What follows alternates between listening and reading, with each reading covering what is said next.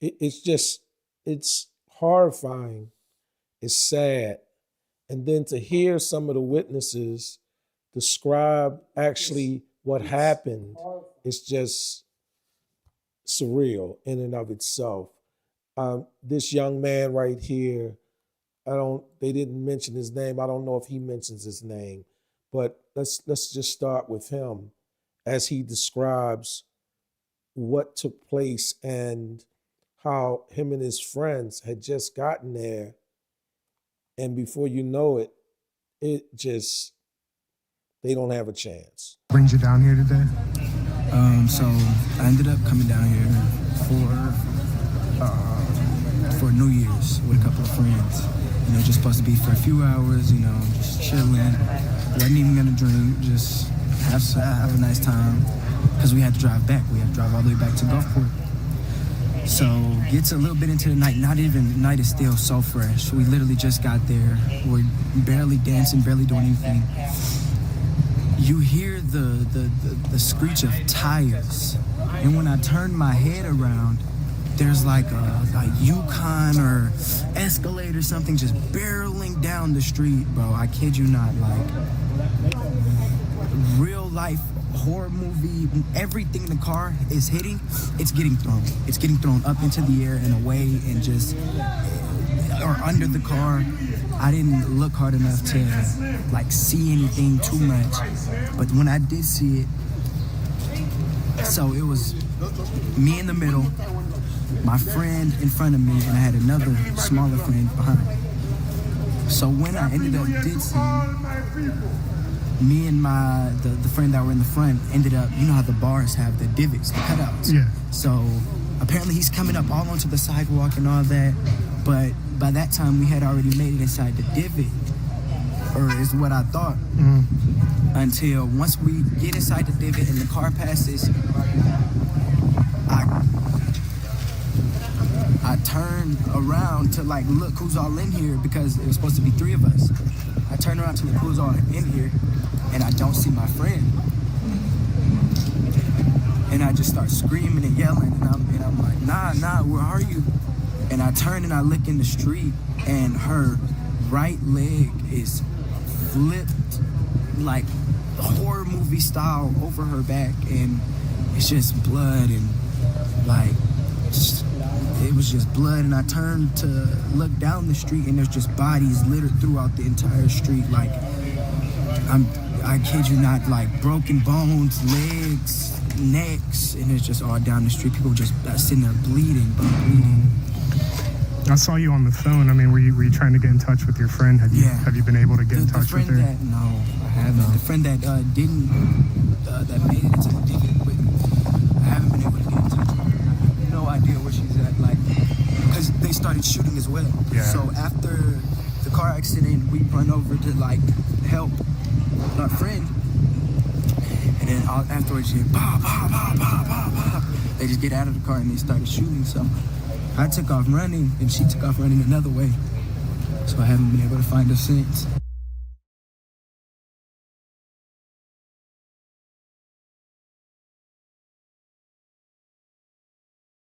I want to say 3:15, everybody just chilling. We having a good time, music playing and all that. A truck, I didn't know it was a Ford F-150. I thought it was like a Yukon or something. A truck hits the corner and comes barreling through people, throwing people like a movie scene, like real life, throwing people into the air, they falling under the car, all that. And a good friend of mine actually passed away from getting hit by it. And you know the little divots in the wall just like this? So this is what a lot of people jumped into to get away from the truck. But yeah, so after it gets past us, the guy, I didn't know it was a terrorist, but the guy ends up getting out and shooting people. Like he had ARs and bombs and all that, man. But the aftermath was really what got me, like bodies all up and down the street. Everybody screaming and hollering. You look down, you see somebody doing CPR. You look around, people crying on the floor. like brains, matter all over the ground. And yeah, it really hurt me to see like one of my closest friends like that. So Reggie was 37 years old. He was the father of 2 boys, one of them 11 years old, and the other boy just 18 months. His family says he wasn't even planning to go to Bourbon Street last night, but that he and a cousin made a spur-of-the-moment decision to celebrate in the French Quarter.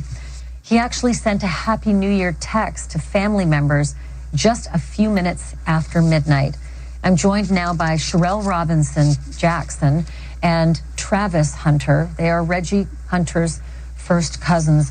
Thank you to the both of you for being here. And may I just tell you how incredibly sorry we are to be joining you on this extraordinarily tragic night, especially as it's the first of the year. Can I ask you, Sherelle, how did you learn about your cousin and what had happened on Bourbon Street? I actually got the phone call from my cousin, Travis Hunter, who's in the interview with us right now. He called me and said, I need you to get to the hospital. Reggie's been hurt. And from there, just immediately got dressed and headed to New Orleans. And Travis, how did you get the news? How did they let you know? I actually received a call from Reggie's sister around 6:00 a.m. this morning. I was at my in-laws celebrating New Year's. We was planning, my family and I was to return back to our home. My mother-in-law came in and she stated, "Did you see the news? Terrible incident took place in New Orleans." I said, "No, ma'am." I said, "But my cousin was in New Orleans, celebrating New Year's. I saw it on Instagram." And she said, "Well, have you checked on him?" I said, "No, I haven't talked to him." She said, "Well, can you call him just for clarity?" I said, "Well, let me give him a call." I called his phone. He didn't answer. Probably 10 seconds later, his sister gave me a call, crying, screaming, "Reggie been shot, ran over." I'm like, "Calm down, because I can't understand you. Do you know where they're taking him?" She said, "University Hospital." I told her that I would meet you there. I immediately called my cousin that's on the interview with me now, Sherelle, and we just went from there, contacting our family members. So Travis, it sounds like Reggie's sister was given information that he was shot and run over. Was it just the confusion of everything, or did the authorities really believe that he was shot? Or maybe was he? Do you know if he was shot? Because there was gunfire. Right. I don't think that she knew. I think she was just trying to give out the information to the family as best as possible. Sherelle and I, we are her older cousins of the family, so she was just trying to relay the message so that we can get to the hospital as soon as possible. But at this point, have you been told whether there was gunfire? Was he hit by gunfire? Was that part of the attack when it came to his killing? Hours into 2025, Wolf. Our deepest condolences.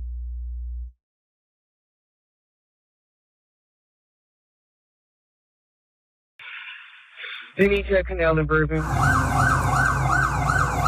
Just hours after the clock struck midnight, the driver in a pickup truck went around barricades, according to police, killing those celebrating New Year's Eve along the iconic street. At least 15 people were killed, dozens others injured. This is not just an act of terrorism. This is evil.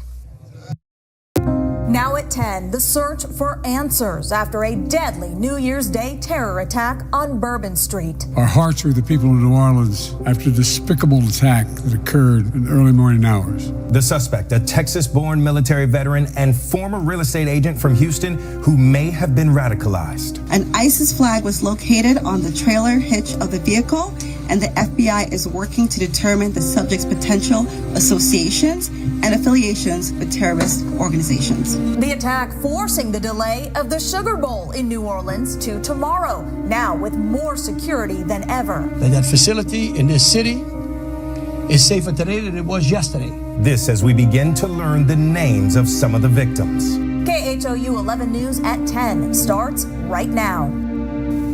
And now at 10, a massive investigation continues, stretching from New Orleans to Houston after that deadly ISIS-inspired attack while people were celebrating the start of the new year. A U.S. Army veteran from Houston killed at least 14 people and injured dozens more when he drove onto a packed Bourbon Street. He later died in a shootout with police.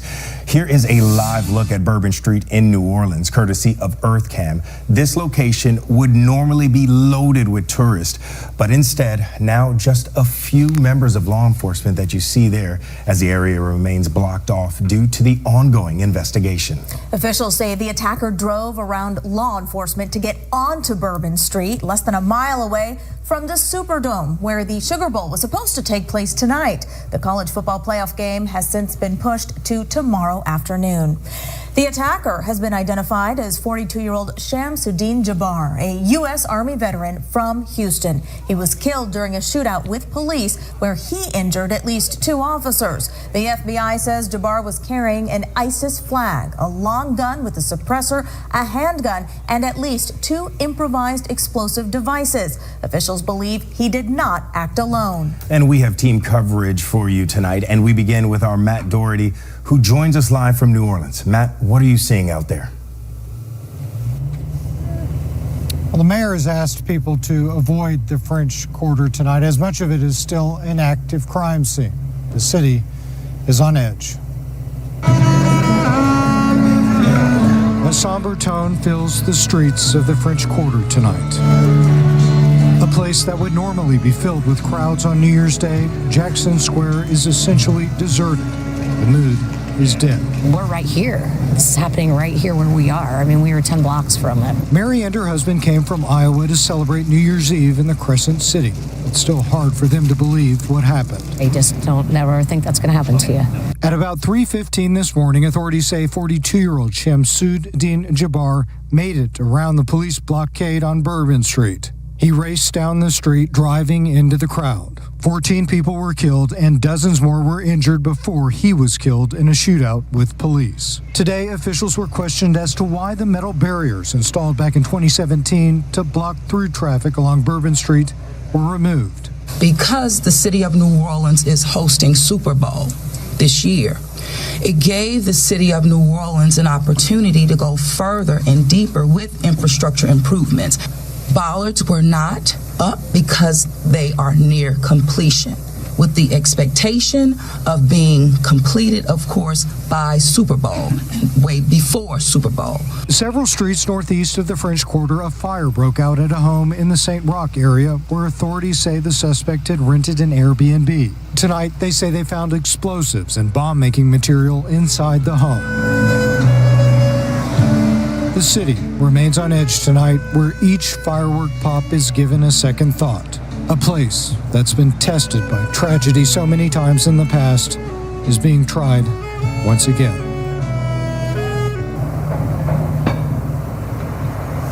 The sources say authorities are now going through security video to determine whether or not there were any accomplices involved. Back to you. Matt, have you learned anything about the status of those 2 officers who were shot?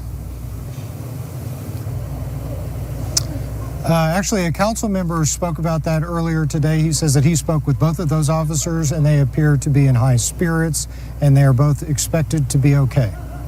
That is some good news we are hearing this evening. Matt, thank you so much.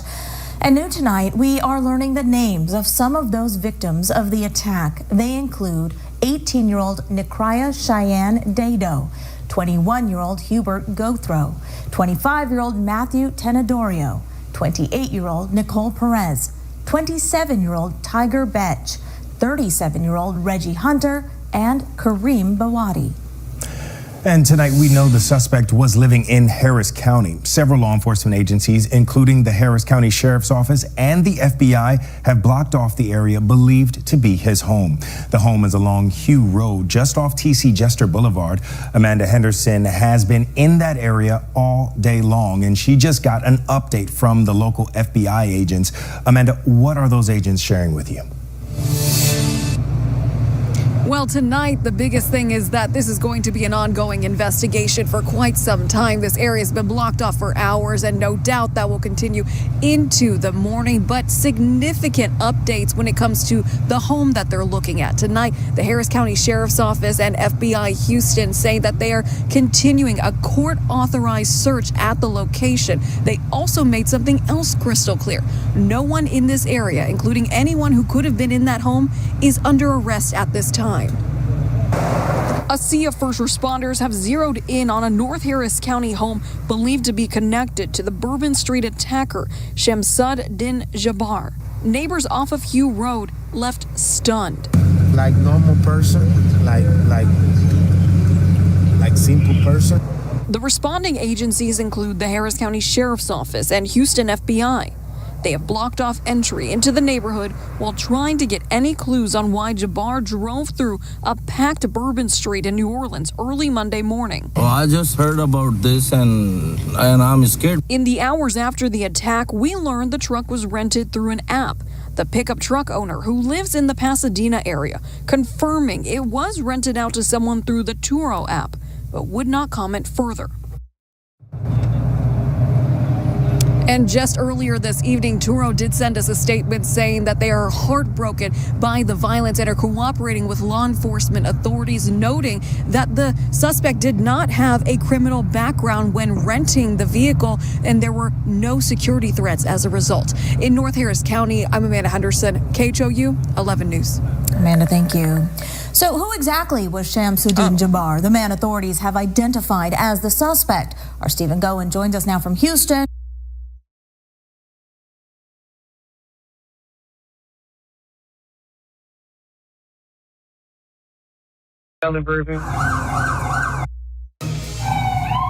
Sudden terror on Bourbon Street. There are just bodies and the screams. You can't think about, unhear that. It was chaos and very, very scary. Everything in the car is hitting, it's getting thrown. The vehicle ran through a crowd of people. There's multiple injuries, multiple casualties. They need to canal in Bourbon. Just hours after the clock struck midnight, the driver in a pickup truck went around barricades, according to police, killing those celebrating New Year's Eve along the iconic street. At least 15 people were killed, dozens others injured. This is not just an act of terrorism. This is evil. The suspect, identified as Shamsuddin Jabbar, a 42-year-old man from Texas who previously served in the U.S. military. He was driving a privately rented pickup truck from Turo, an Airbnb-type rental site for cars. An ISIS flag was located on the trailer hitch of the vehicle, and the FBI is working to determine the subject's potential associations and affiliations with terrorist organizations. Once the vehicle stopped, the driver reportedly opened fire on responding police officers. Law enforcement returned fire, and the subject was pronounced deceased at the scene. 2 law enforcement officers were injured and transported to local hospitals. Witnesses are asking questions about why the city's steel mechanical barricades weren't up prior to the attack. There was police there at the entrance, a lot of police there, but the metal barricades were not up. Bollards were not up because they are near completion. The FBI, which has taken over the investigation, does not believe the suspect acted alone. We're aggressively running down every lead, including those of his known associates. And the Sugar Bowl for college football, scheduled to be held in New Orleans this evening, has been postponed. All agree that it's in the best interest of everybody and public safety that we postpone the game for 24 hours. Next one is in January. And we are starting to learn more about the now 15 who were killed as a result of this attack, including 37-year-old Reggie Hunter from Baton Rouge. He had just texted his family Happy New Year a little earlier in the evening, according to his cousin, who tells us that he was someone who liked to laugh and tell jokes. He loved his family, loved his kids, leaves behind an 11-year-old and a 1-year-old just hours into 2025, Wolf. Our deepest condolences to his family. Art Omar, thank you very much. I want to get right to our chief law enforcement and intelligence analyst, John Miller. He's getting some new reporting for us. John, what are you learning? Well, Wolf, what we've been trying to do is develop a richer picture of who is the man behind this carnage in New Orleans. What do we know about him, and what can that tell us about motive? And what we've learned from multiple sources is that Mr. Jabbar apparently made, according to authorities, a series of voice recordings on video as he drove, they believe, from Texas to Louisiana to partake in these attacks, allegedly. The recordings talk about the turmoil in his family, the long-fought, bitter divorce he was going through. He discusses, according to officials briefed on the videos, where it appears they're made while he's driving, but it's in the dark, so you can't really see him on these videos, recorded apparently on his phone. But he talks about the idea of getting his family together for a celebration, which would have been a ruse so that he could kill all of them, but that over time, after having a series of dreams about joining ISIS, that he changed his plan to carry out this attack in New Orleans to create mass casualties in the name of ISIS. So what we're starting to see is an individual who was experiencing turmoil and stressors in life, who was going to act out in some kind of violent way, and at least, according to what they believe are his own words, decided to do this as an alternative to killing his family.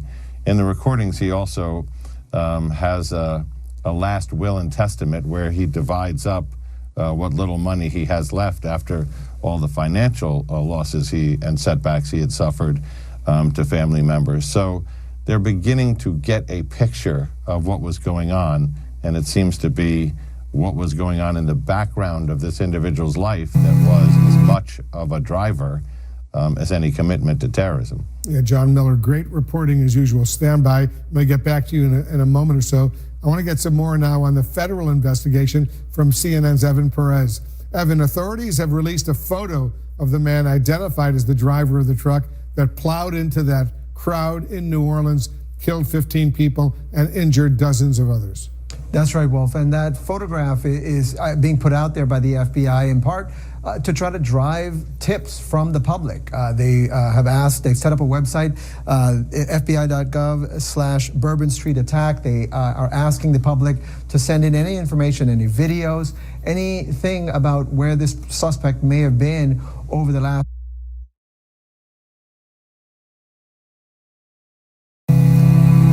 At least 15 people have died in this senseless tragedy. The names of these people are slowly being identified as families are being notified. The first death we confirmed was of 18-year-old Nakira Cheyenne Dido. She's from Gulfport, Mississippi, and a recent graduate of Harrison Central High School. Her mother told our partners at NOLA.com that she was sweet and loving. She said the teen was visiting New Orleans with her cousin and a friend. Then there is 37-year-old father of two Reggie Hunter from Baton Rouge. A cousin of his told our partners he decided on a whim to go to Bourbon Street. He and another cousin were hit by the truck. Hunter died. His cousin is in the hospital with extensive injuries. The third fatality we know about is 27-year-old Tiger Besh, a Lafayette native and former St. Thomas More football star. Besh died at the hospital from his injuries. His athletic director confirmed his death. She says he was in New Orleans for the holidays. Besh played wide receiver, quarterback, punt returner, and defensive back at STM. He went on to play football at Princeton, and he graduated in 2021, and he was working as a trader at a New York brokerage firm. First catch of the season for Besh. And then there's 25-year-old Matthew Tenedorio. He's the youngest of three boys and a Pearl River Central grad. For most of Wednesday, his family hadn't heard from him. And then they got the tragic news. And then there's Nicole Perez, a 28-year-old mother from Metairie who died in the attack. Perez had just been promoted to manager at Kimmy's Deli at Lakeway. Her 4-year-old son is in the care of a loved one, and she was remembered as a good mom and wanted to be successful. And finally, we learned about Kareem Bawadi, one of the two Episcopal School of Baton Rouge alumni victims who died as a result of their injuries. A prayer service will be held at the Lewis Family Memorial Chapel on Thursday at 6 p.m. Bawadi was 24 years old. In New Orleans, Whitney Miller, WWL, Louisiana. And a short while ago, another victim was identified as Hubert Gautreaux. Archbishop Shaw High School announced his death on social media. He was 21 years old.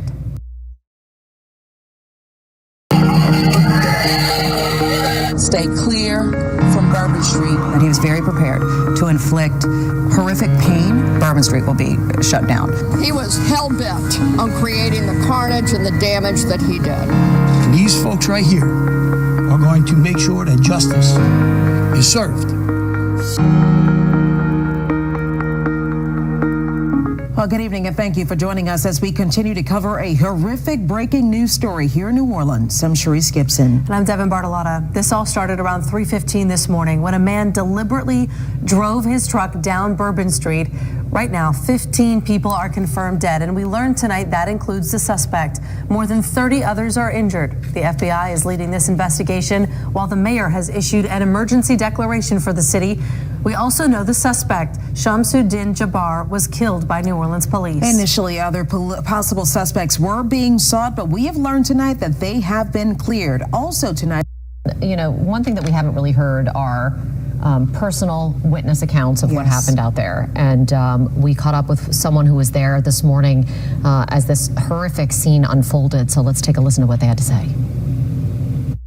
Like around 3:15, everybody just chilling. We having a good time, music playing and all that. A truck, I didn't know it was a Ford F-150. I thought it was like a Yukon or something. A truck hits the corner and comes barreling through people, throwing people like a movie scene, like real life, throwing people into the air, they falling under the car, all that. And a good friend of mine actually passed away from getting hit by it. And you know the little divots in the wall just like this? So this is what a lot of people jumped into to get away from the truck. But yeah, so after it gets past us, the guy, I didn't know it was a terrorist, but the guy ends up getting out and shooting people. Like he had ARs and bombs and all that, man. But the aftermath was really what got me, like bodies all up and down the street. Everybody screaming and hollering. You look down, you see somebody doing CPR. You look around, people crying on the floor, like brains matter all over the ground. And yeah, it really hurt me to see like one of my closest friends like that. So we ran one way, so like about 5 feet away from the curb, and we ran into the bar to be protected by the little divot. And I'm supposing I could have sworn she was behind me, but now that I'm doing the math, it's seeming like she ran a different direction. But I was assuming she was behind me. So when I ran into there, her cousin was also with me. Her best friend was also with me. So I saw her, and then I'm moving people out of the way to try and find her because she's quite small. So I'm moving people out of the way to try and find her. I'm saying, nah, like, where is she? And I turned my head, and it's her in the street, just leaking blood, and I knew. She looked peaceful though. I'm glad she went peacefully, you know. She was about to go to college actually in about 2 weeks. About to go to college. She works at a hospital making good money right now, but she wanted to be an RN, a travel nurse. So we were at the bar, the Desires, and hit her and flung her like at least 30 feet. And yeah, man, I was lucky to be alive. I'm lucky to be alive right now. This is my first time being in Bourbon, by the way. So, like, insane first experience. I'll never come back. Like, you won't ever see me here again. But I think it was Desires or some along right across from Voodoo Chicken. So, yeah, we were right across from there, and then everything started to unfold. It was insane, man. Like, the real closest thing to a war zone I've ever seen, truly.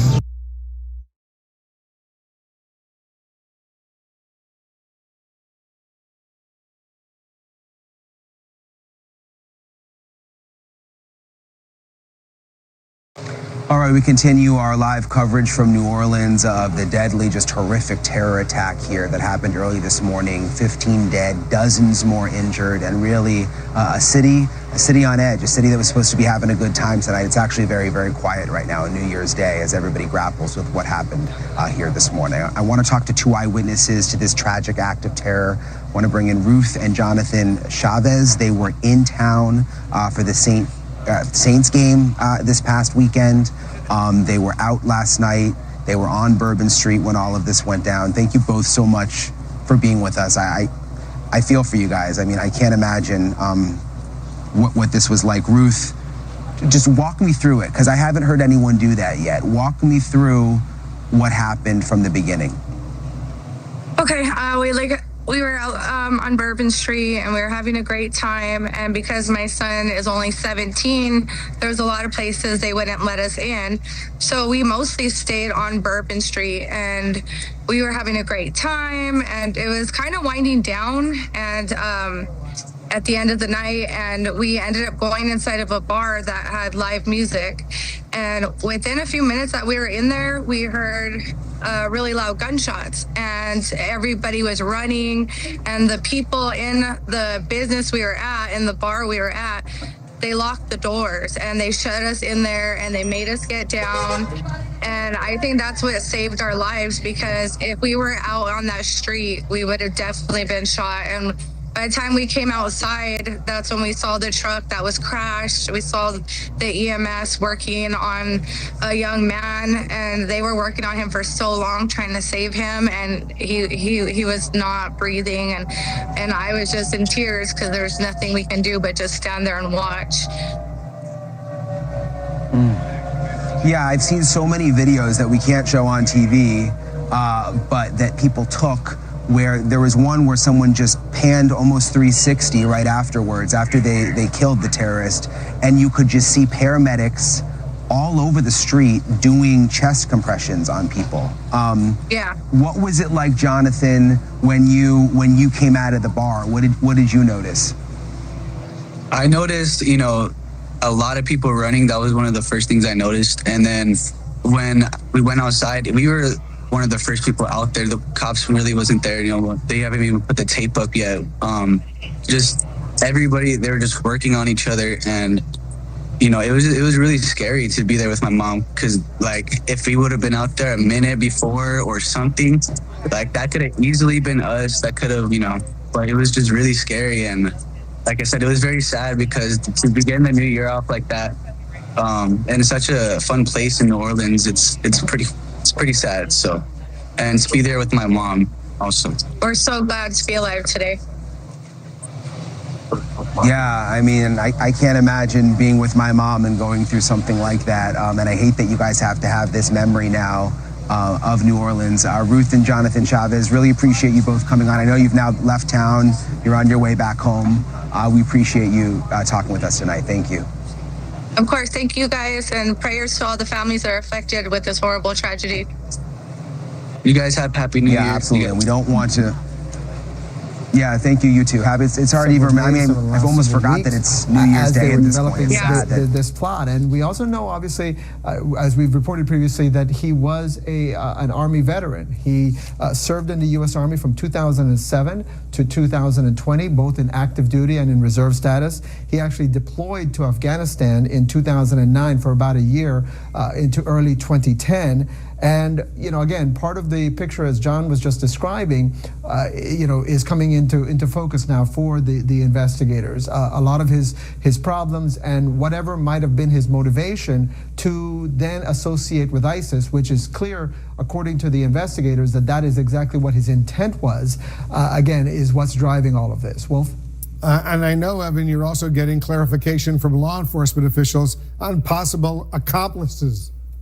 Right, the FBI is still trying to determine whether there's anybody else who might have been involved. Obviously, they know that he was trying to associate with ISIS. It's not clear whether he was talking to anybody in particular to try to plot this attack, or whether, again, this was more of a self-directed.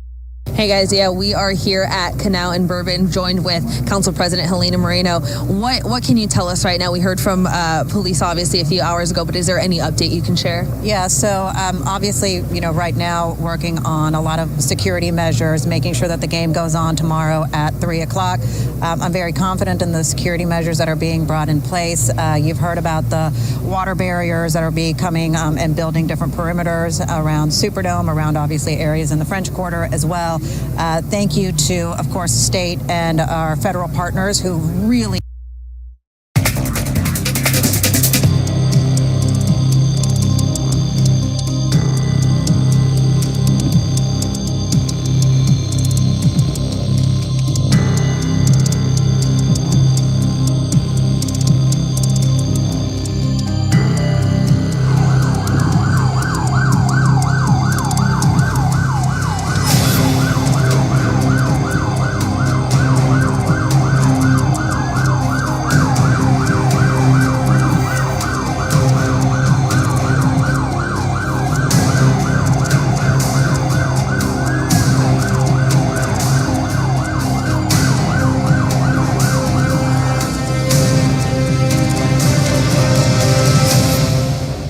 Shamsuddin Jabbar, property manager with Blue Metal Properties and team lead at the Midas Group at Core Realty. I just want to say hello and let you know a little bit about me. So I'm born and raised in Beaumont, Texas, and now live in Houston. And I've been here all my life, with the exception of traveling for the military, where I spent 10 years as a human resources specialist and IT specialist, where I learned the meaning of great service and what it means to be responsive and take everything seriously, dotting I's and crossing T's to make sure that things go off without a hitch. So I've taken those skills and applied them to my career as a real estate agent, where I feel like what really sets me apart from other agents is my ability to be able to, one, be a fierce negotiator. So not only do I brilliantly market your property to make sure it gets sold as quickly as possible or gets leased as quickly as possible, but I'm also going to take every ounce of energy and putting it into negotiating for you and for your property to get the best deal that you can possibly get for it. So once we get to the closing table, all the I's are going to be dotted, all the T's are going to be crossed, everything's going to go off without a hitch, and that is my word that I'm giving to you as your real estate agent. I'm left speechless. This dude got a real estate commercial, man. They done went and dug up. I guess he was in a different state of mind at that time. This guy got a real estate commercial, man. It's a real estate commercial. And he sounds positive. He sounds like any salesman, right? There's nothing crazy about the way he sounds, but how do we get from that to now? This is just, I watched hours of this since 6 o'clock this morning, like hours of this stuff. And I wind up. The suspect in the New Orleans vehicle attack has been identified. Whether I take a nap or talk to somebody, whatever the case is. And it's like, this is crazy, man. But my part is easy. My part is nothing. I'm just experiencing how surreal it is, the craziness of it, the chaos, the evil of it, as they say. But for the victims and for the families that are affected, it's a different level. That's the shock of it all, man. It's just a different level of life.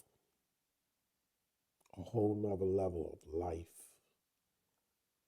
That's what I would say.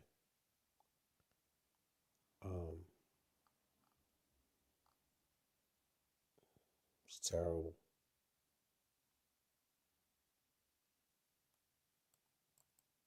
possibility that these incidents are connected. We're, of course, in New Orleans covering the terror attack here, but also this morning, within the same time frame, give or take, about 7 a.m.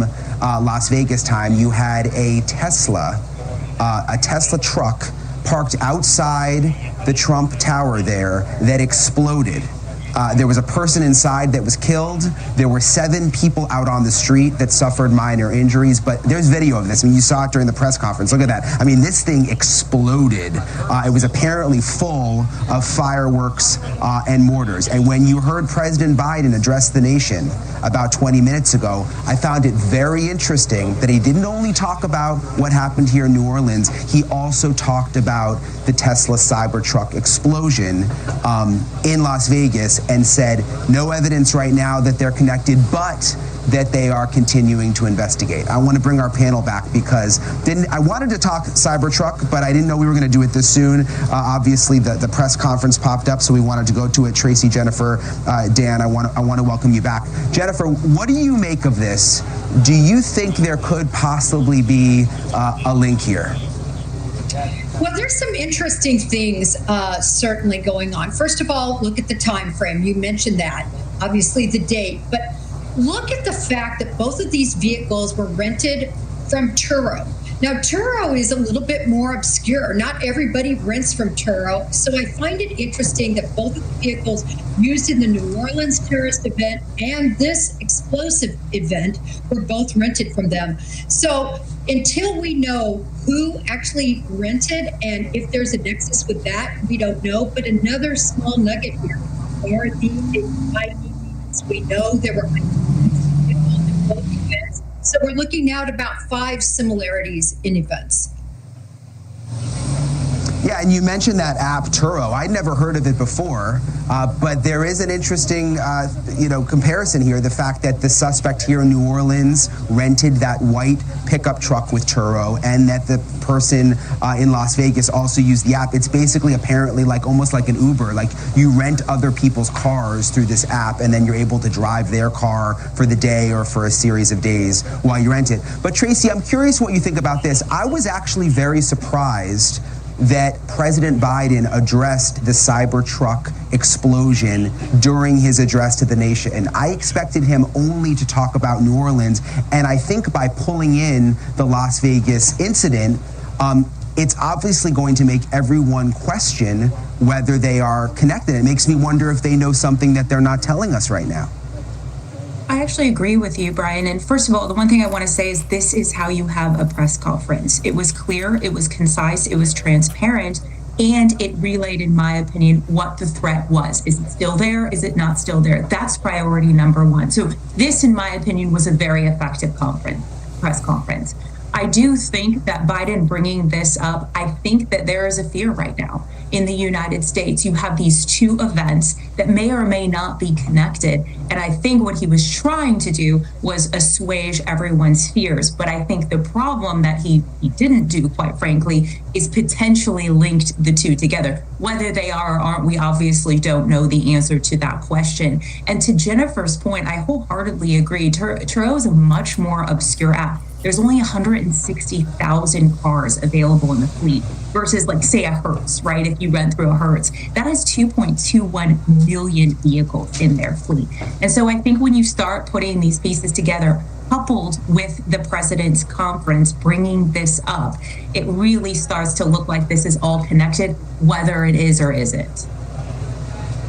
Yeah, and the FBI agent was careful to point out during the press conference in Vegas that they don't believe anyone else is involved. And you're right. I mean, it was a well-done press conference with the visuals, very different than what we saw here in New Orleans. It was a bit of a mess this morning and a lot of mixed messaging, and we still don't really know what to think about whether there's anyone else out there looking to cause harm here. We're waiting for more info. I want to go to you, Dan, though, because you are an expert terror attack here, but also the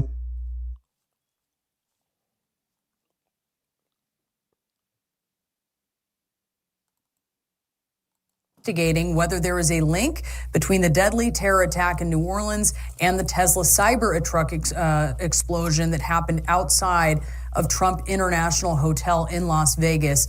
This is some new video of that explosion. You see it there outside the Trump Hotel.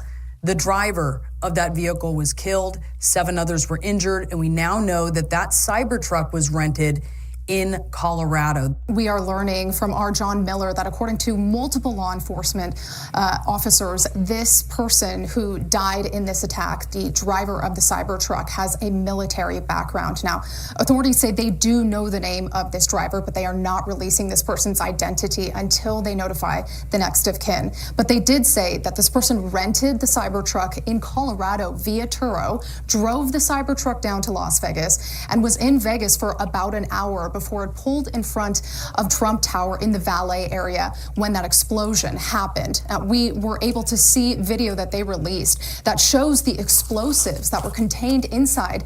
Right there you can see the Tesla bed, the Cybertruck bed.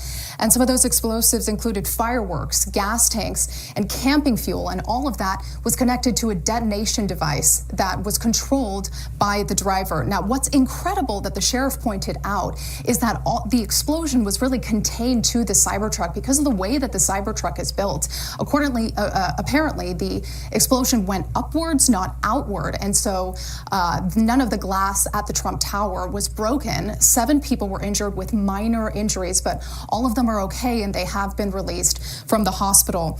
Now, Las Vegas police believe this was an isolated incident. They are not willing to say at this point that it is connected to the New Orleans incident, but they are investigating.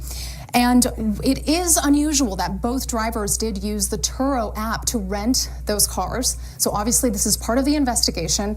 We did really receive a statement from Turo tonight that says they're cooperating. They also said that neither of the drivers had a criminal background that would alert them as a security threat. Brianna?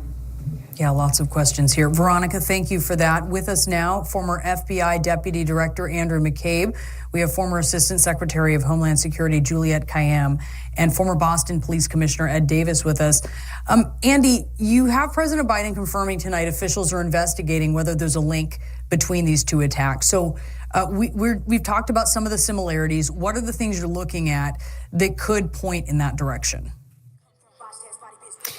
Well, so far, Brianna, we have 2 not necessarily relevant similarities, right? We know they both went to the same rental car agency, essentially this online service that facilitates private citizens leasing their own or renting their own cars to people.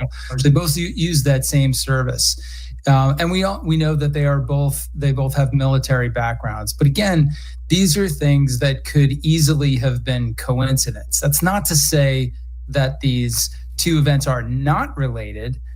They wouldn't be investigating that very question if they thought it was something that wasn't possible. And if it turns out, and again, this is a big if because we don't know that at this point, but if it turns out that these 2 individuals knew each other, then we have a very significant issue on our hands here. That points to a conspiracy, coordinated effort that spans a large area, right? 2 very different states. We know the Las Vegas attacker started in Colorado, drove to Las Vegas and detonated that truck there, whereas the other, the New Orleans attacker started in Houston and ended up, of course, in New Orleans to commit his attack. So connecting these 2 would be highly significant, but we are not quite on the verge of doing that at this point. We need a lot more detail to figure out if there are actually any interactions between these 2 people. Law enforcement has many resources, intelligence resources, law enforcement resources at their disposal that they can push against to see if there are any indicators that. I'm sure they're doing exactly that tonight. Yeah, and Juliette, according to our John Miller, both the alleged Vegas perpetrator here and this New Orleans suspect, as Andy mentioned, had military backgrounds, so they both appear to be veterans. Both electric vehicles, both rented on Turo, as Andy also noted there. Explosive devices in both. I think we should note that, although the suspect in New Orleans was not able to detonate them before police took him out. There's also potentially some differences here. So where does that lead investigators as they're looking for further concrete links?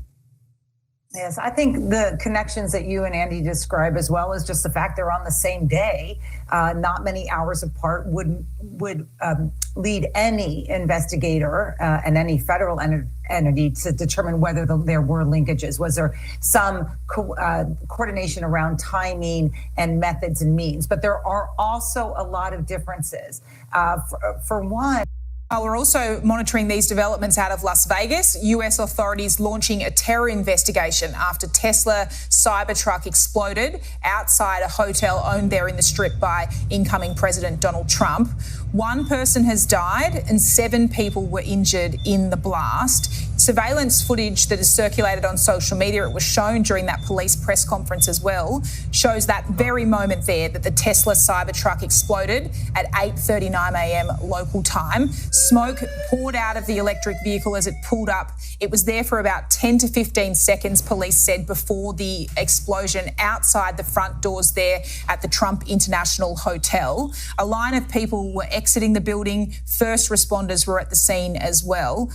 The person inside the truck died during the explosion. Police yet to confirm the identity of that individual. More security are on standby at the moment for any potential acts of copycats or any sort of other terror incident that might take place. I have authorized what we call an ABX roster to continue for the next 2 days, which is my New Year's Eve staffing plan of over 1,000 officers, both in our community neighborhoods as well as on the Strip and downtown, in partnership with all of the other law enforcement agencies, City of Las Vegas Marshals, North Las Vegas, Henderson, just to ensure that even if we had a copycat or somebody else wanted to go up and conduct an attack.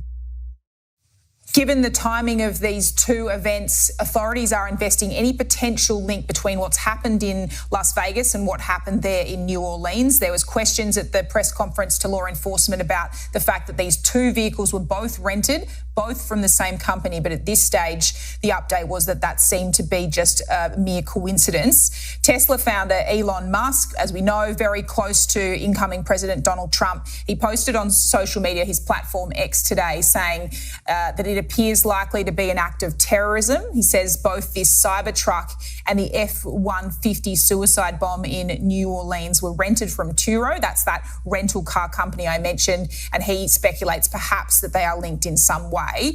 Mr. Musk has also written that the evil knuckleheads picked the wrong vehicle for a terrorist attack. Cybertruck actually contained the explosion and directed the blast upwards. Not even the glass doors of the lobby were broken. And that's the very point that Las Vegas authorities had been making. The fact that this was a Cybertruck prevented the explosives actually doing further damage into the interior of the hotel. Vegas authorities confirming that both Mr. Musk and Donald Trump have aided the investigation so far. I have to thank Elon Musk specifically. He gave us quite a bit of additional information in regards to how the vehicle was locked after it exploded due to the force of the nature of the force from the explosion, as well as being able to capture all of the video from the Tesla charging stations across the country. And he sent that directly to us, so I appreciate his help. Attention is also now turning to security at other major events that are coming up in the United States. We are just 2 weeks or so away from Donald Trump's inauguration in Washington, D.C. There also, New Orleans will be playing host to the Super Bowl in early February. I'm not as concerned for the actual inauguration. That's a national security event. Everything that we have possibly that can be rolled out, and those people think outside the box, will be there. What I'm concerned about are the events like we saw last night. So during the inauguration, they have all these inauguration balls. Those are going to be targets. We have different bowl games coming up, the Super Bowl coming up.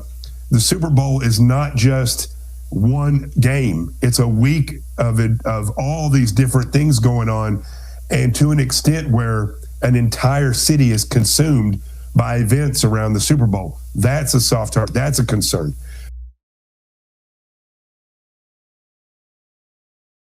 joined by retired Marine Intelligence Officer and host of the Strat podcast, Hal Kempfer, is with us today. Hal, thank you for joining us. I know we're in the early stages of this investigation, but what do you make of the pair of attacks? You got two rented pickup trucks in two different cities this morning. Coincidence, or you think this is linked? Well, Rick, it's, everyone's looking at their connection. Is it more than coincidence? I got to tell you, if you look at the fact that it was the Trump Hotel, Trump International, it was a Tesla vehicle, and the connections there. And of course, it happens on New Year's, or actually the new year. And then you tie that to a vehicle attack where there was IEDs associated with it that happened in New Orleans. It's really starting to strain credibility that they could have been completely disconnected. Of course, they're both rented from the same churro thing. So I'm seeing a lot of connections there. Of course, the FBI is going to see if there's a stronger connection there. But then again, a lot of times with online things, there doesn't have to be a really strong connection. It can be those who are basically affiliated or find an affinity with the organization that decide to do something. Begins tonight with the attack in New Orleans. Tonight, at least 15 people are dead, dozens more injured after a man intentionally drove a truck into a crowd on Bourbon Street early this morning. K-Counter's reporter Lori Perez joins us now with the heart-wrenching video and details on what happened there. Lori? Well, Juan, the focus tonight for law enforcement is really twofold: learning more about the attacker and his motivation, and making sure there is no continuing. Following the deadly attacks in New Orleans and Las Vegas, law enforcement across the country are on high alert, including here in the city of Buffalo. Buffalo Police Commissioner Joe Gramaglia spoke with Two on Your Side about the security plans that they have in place for big events like last. Now, this is the suspect here that you're taking a look at now. This is 42-year-old Shamsuddin Jabbar. We know that he is from Texas. He lived in the Houston area. We know that he was in the military.